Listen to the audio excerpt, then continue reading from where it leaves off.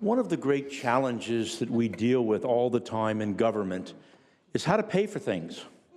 Often it's just add another fee or add to the tax, and people have their opinions of what that means.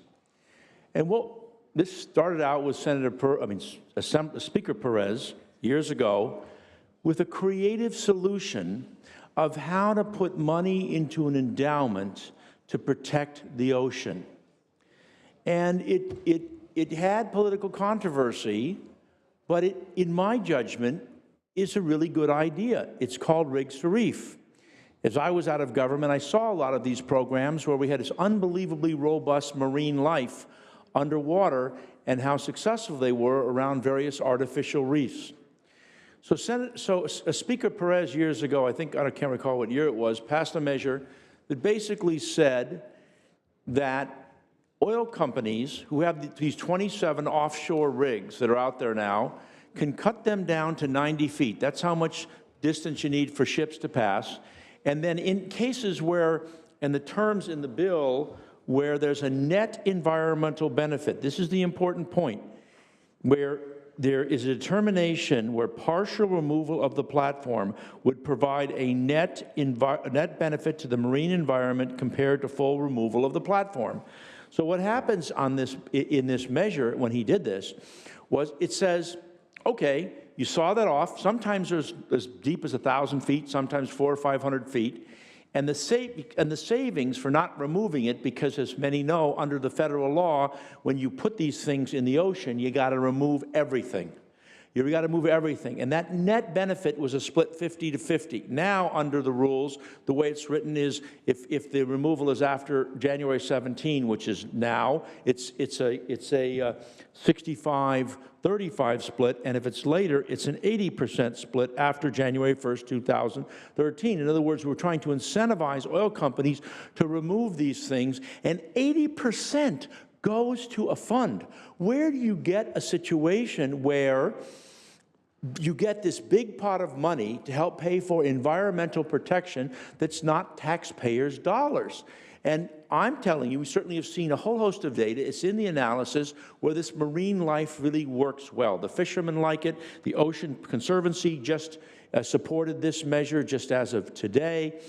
And so the argument on the other side, of course, is why do we want to help those rat-fink oil companies? Why do we want to get them to have a benefit? Why do we want to have them hold up to the standard of what they said into the federal law when they promised everything was going to be removed? Because it's smart. It's smart for two reasons. One, it puts a lot of dough into Environmental Conservancy that the Oceans Protections Council pays for that helps provide for environmental relief. Two, if there is any downside, and I repeat what the bill says, if there's not a net environmental benefit from the removal of the platform. So it's not as if it's worse. If there's some leakage, if there's other problems because of the shale piles and all the other types of things. So I thought it was very creative. The problem was, in a nutshell, was that when the Speaker did this, there was a fight between agencies, and the truth of the matter is nothing really ever happened as a consequence of it. And so we've been involved. This is the third time I've been before you with this bill, largely because the administration was trying to figure out who was going to be the lead agency, how their agencies were going to work to make this come together, and we've now done that. And it's the Lands Commission that does it. Now, I just want to share one other thought, because I've had very robust conversations with the chair of the Judiciary Committee from Santa Barbara, and she's offered a number of amendments, and initially we didn't take them, and I always want to share on the floor, even though I'm told that she's going to argue against this, because in Santa Barbara a lot of these things are there, but there were amendments that one excludes all rigs in shallow depths of 200 feet or less of water. Two, that all leases should be quitclaim back to the state. So there's no question that there's no more ability to drill on these sites anymore, critically important. Three, the most current information is made a determination, because one of the challenges is that they don't have most current information. And four, that shell mound definition to the bill requires shell mounds to be the component of the decommissioning process, all of which I thought were reasonable solutions, none of which got in the bill, all of which I intend to include if this measure moves forward. So the bottom line is, this has been out there, it hasn't worked well. We're now in a situation where between 65 and 85% of that money, as a result of the savings from not having to lift that thing out of the water. And I only want to share to you with one final point, is, you know, I take a global view on this stuff. If you take 1,000 feet of this stuff, some stuff as high as the Empire State Building, and you put on a ship with that crummy bunker fuel, and it's all going to China, what are the standards of melting that stuff down? What are the environmental protections? How much of that particular matter, that stuff is coming back here?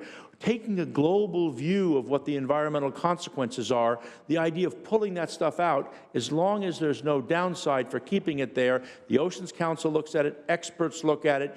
We've really kicked the tires on this. Speaker Perez did a bunch of work. What we're really doing here is just simply making the administrative process work. And lastly, we're making the oil companies put up all the money, so there's no cash required on the part of the government to do this. All the money's got to be fronted for the process by the folks that want their rigs decommissioned. I think it's a smart bill. I ask for your support. Thank you, Senator from Santa Barbara. I'm an environmentalist. I spent my life after I served in government working in the environment. The ocean has few protectors. There are stories of trash in the ocean the size of Texas.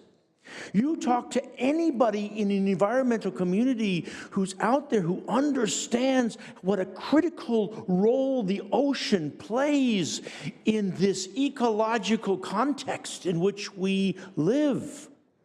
Where's the money for the ocean? Where do we get the funding to protect the ocean? I interviewed a kid for a project I'm working on, 16 years old, raised $100 million from a bunch of people who had a device to help clean up the ocean. Where do we get the money? Nobody's going to write a taxpayer check to do that. We just wrote it to fix the roads. What are we going to do? We're talking about money for health care and this and that. Is it perfect? No. Is it at some level a deal with the oil companies? Who cares? Because the reality is what we're doing is we're decommissioning. This measure accelerates and incentivizes the oil companies to decommission, because the faster they do it, the more money they get. The slower they do it, the more money we get. Secondly, and most importantly, the bill says, which it didn't used to say, that there has to be a net environmental benefit. So if those shell mounds are in fact toxic, the Oceans Council and all the experts will not make a decision to decommission under this law. If there are other challenges, the experts who are part of this won't make that decision. So I'm hoping that as a result of this, and by the amendments that we took, that we didn't have to, but I thought that they were the right and appropriate thing to do, we've really, I think, come up with a thoughtful approach about how to fund this in the end of the day, and to protect the environment at all costs, and to provide money where there's no money to protect the ocean. I ask for your support.